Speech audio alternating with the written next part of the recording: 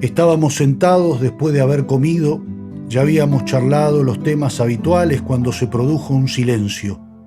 Entonces, mi amigo Pablo me dijo: Toto, contame un cuento. Nunca supo por qué había ido a ver esa obra de teatro. Vio un cartel en una pared del barrio y sin pensarlo mucho fue a la dirección que publicaban allí y sacó la entrada. Llegó temprano y estuvo esperando en la puerta un rato largo. Eran entradas sin numerar. No era un teatro en verdad, era una casa antigua en donde funcionaba una biblioteca en la que habían improvisado un escenario rodeado de sillas. Entró y se sentó. Todas las paredes del lugar estaban forradas de estanterías con libros que iban desde el piso al techo. El fondo del lugar, a donde habían armado el escenario, no tenía cortinas, sino puertas de madera lustrada y vidrio. Los pisos eran de una pinotea impecable, cuidada hasta el cansancio durante décadas, y el techo estaba pintado con paisajes y personas simulando una jornada de campo. Un lugar mágico, pensó, un lugar mágico. La luz se apagó de pronto y comenzó a sonar una música dulce pero fuerte. Los actores entraron a oscuras, en silencio, en una fila que se dividió en dos líneas que tomaron para lados opuestos. Como una peregrinación, pensó él, y se acordó de aquella vez que le explicaron que peregrinar era caminar hacia un sitio sagrado. Un lugar mágico, volvió a pensar. Se encendió una luz tenue. En el medio del escenario había una actriz jugando a vestirse con ropa de princesa. Nunca supo bien qué le pasó. A partir de ese momento comenzó a sentir que era él quien estaba allí en el centro de la escena, desnudo en público.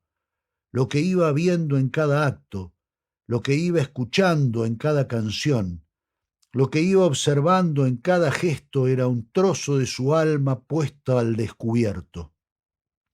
Los juegos sexuales, las mentiras, los dolores, las risas, los amores desperdiciados, la violencia, la dulzura, la ternura, la vergüenza, el odio, los inicios y los finales oscuros.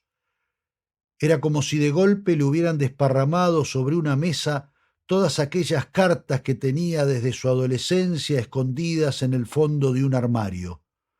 ¿Cómo las encontraron?, se preguntaba mientras sentía cómo se le oprimía el pecho.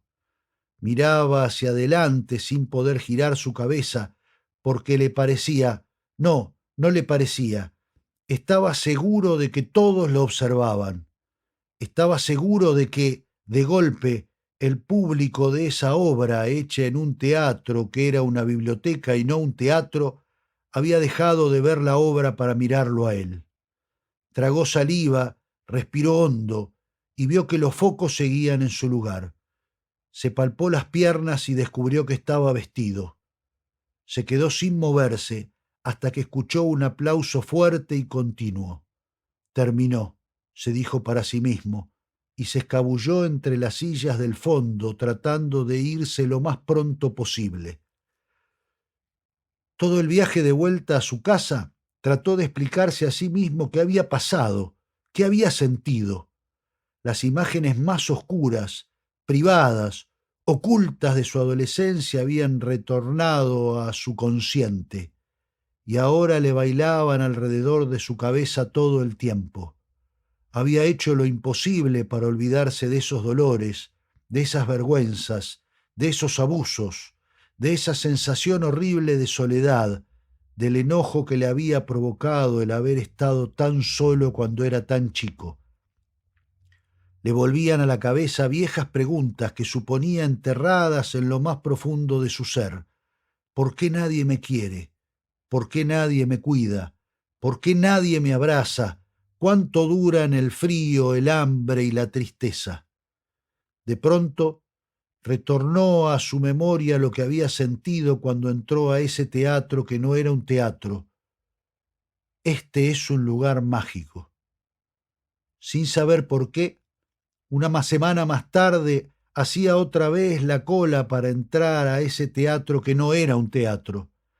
Me voy a sentar en la última fila, pensó, mientras esperaba para entrar por temor a volver a quedar desnudo en el medio de la escena. Sin embargo, cuando vio la primera silla del medio del salón, supo que ese debía ser su lugar. Una extraña sensación de valentía le llenó de calor el cuerpo. A lo largo de la obra fue poniendo en cada detalle de cada escena los detalles de su historia que eran idénticos. Comenzó a sentir que esos dolores, esas vergüenzas, esos enojos, esos abusos, esa soledad, esos miedos, esos llantos, esos amores perdidos eran redimidos por las canciones, los textos y las interpretaciones de cada uno de los que actuaban. Y entonces lloró, se rió, se asustó, disfrutó, cantó y bailó allí sentado a la par de lo que iba sucediendo. Por primera vez en su vida, por primera vez en su vida sintió que estaba en paz. Sintió que el dolor se iba y que el enojo cedía su lugar a la esperanza. Cuando explotó el aplauso final, en vez de escabullirse entre los últimos asientos, se quedó sentado en su lugar, viendo cómo se retiraban todos. Fue el último en irse de ese teatro que no era en teatro, de ese lugar mágico, poblado de estantes con libros y maderas lustradas. Sintió, finalmente, que había nacido de nuevo. A lo mejor este sea el sentido profundo del arte, hacer que, después de atravesarlo, cada uno de nosotros volvamos a nacer siendo mejores.